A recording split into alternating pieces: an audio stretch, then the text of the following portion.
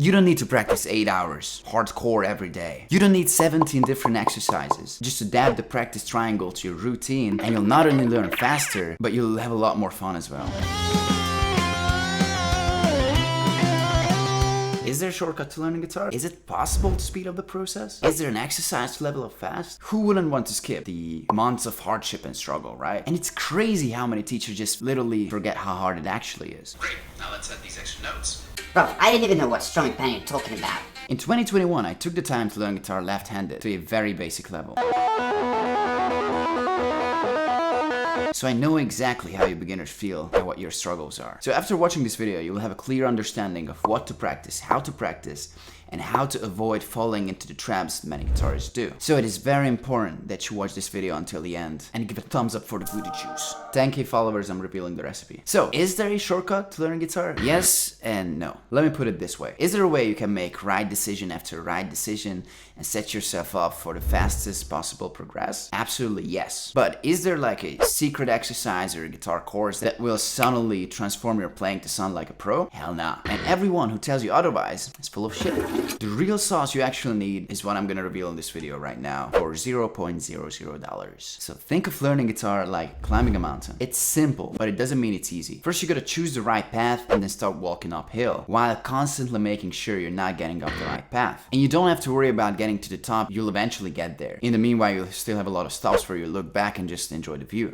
So what is the right path? Well, first you gotta identify which mountain you wanna climb. Is it your dream to become a rock star? Do you wanna host karaoke parties? Or maybe you just wish you could play along your favorite songs. For most people, it starts here. If you know your why, it is very, very easy to break it down to smaller goals and actionable steps. Let me show it to you through my example. My why is saving rock and roll. So the distant goal, 10 years from now, is to get rock music to mainstream again. Now the long-term goal, that applies to 5 years, is for example, touring America with Måneskin. For the mid-term goals is like 1-2 years, is publishing my album. And for the short-term goals is building my following and a strong community. And then you can keep breaking it down to even smaller things, such as my objectives would be to get to like 10,000 followers on Instagram or help 100 people to learn guitar. And then through that I could get to the actual steps that I gotta do, which are the targets to, for example, post a reel or reply to my DMs. And this way I exactly know what I need to do on a day-to-day basis. But also know that I've been playing guitar for a very long time and I have many mountains behind me. So don't be afraid to first go for smaller goals. Make sure you share your goals in the comments below. You can start off with something as simple as finding that goddamn guitar pick.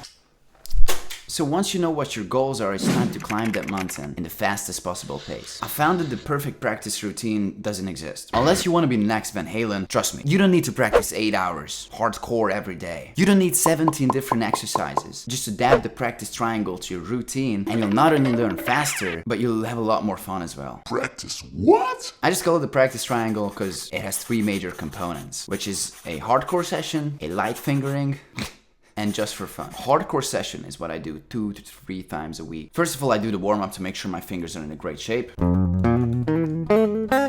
Recently I made a video about the warm-up exercises that I've been using in the past years, so don't miss out on that. Then after the warm-up is done, I go hardcore on my challenger songs, meaning that I take the time to train my ears, work on the nuances of a song, and master the techniques as well. 60% of my time goes here. And then I play my motivator songs, which means I keep practicing the songs that I've already mastered in order to keep the muscle memory. This is like 40% of my time. I talk about mastering songs in my previous video. Make sure you check it out after the warm-up. Also, if you have any questions, feel free to send me a DM on Instagram and join our community for more exclusive stuff, link in the description. So number 2 is a light session. This is like 3-4 times a week. Meaning that first I do the warm-up and then I either work on my motivator songs or write songs or just do jam tracks. Not a super focus, that's the hardcore session of course. And then lastly we have the fun sessions, literally whenever you have 2 minutes. And this doesn't count as a real practice session, okay? You have to do this besides your practice sessions and play the guitar whenever you have a chance. A cool story that I like sharing is that I had a $40 acoustic guitar downstairs in our dining room and well, my cat broke it.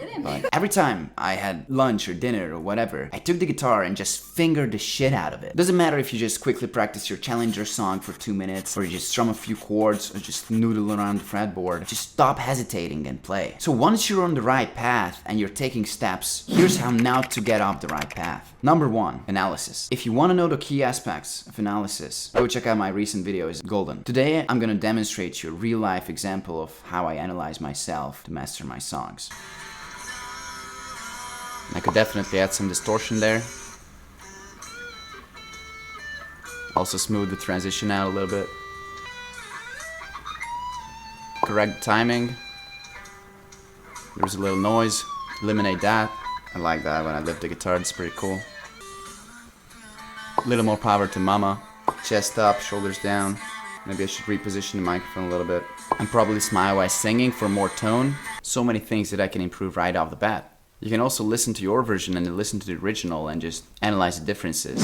Number 2, if you take it seriously, get a teacher. Both times when I had a major shift in my guitar playing and my singing was when I started working with a teacher. And the reason why I get comments every day from people like, I haven't seen a guitarist like you in 20 years, or I don't know if you're famous yet, but I know you're going to be, is because 4 years ago my guitar teacher told me, Pete, you gotta learn that Lenny Kravitz solo by ear, because even my 8-year-old students can learn by tabs. And guess what? He was right. When you start working with a teacher, you'll see it's like lighting up a candle in the darkness. So if you know a teacher in person, go for that, because nothing beats the in-person experience. Although, if you're into rock and roll and metal, and you're serious about learning guitar, you can click the link in the description to book a free one-on-one lesson with me. I'll see you next Thursday.